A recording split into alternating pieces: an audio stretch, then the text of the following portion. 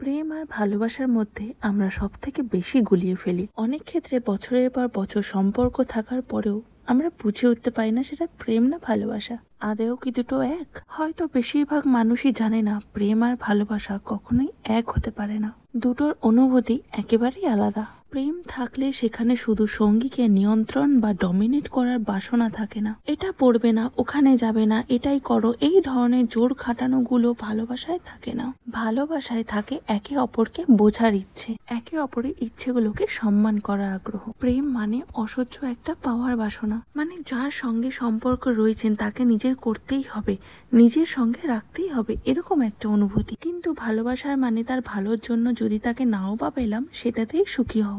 প্রেম মানে বদলে ফেলার ইচ্ছে, এটা আমার মনের মতন নয়, ওটা আমি যা বলছি সেই রকমই করতে হবে, এই মতামতগুলো প্রেমের ক্ষেত্রেই তৈরি হয়।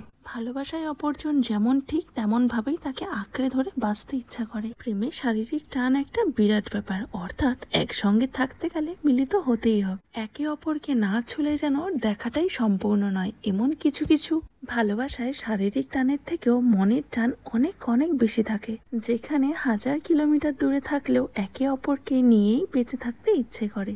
আর ভালোবাসার মানুষেরা শব্দে নয় কাজে প্রকাশ করেন, আর এনারা নিজের ইচ্ছেকে চেপে আমাদের ইচ্ছেতে সম্মতি হন। এইরকম ভালোবাসার মানুষগুলোকে কখনো হারিও না, যত্নে আগলে রেখো।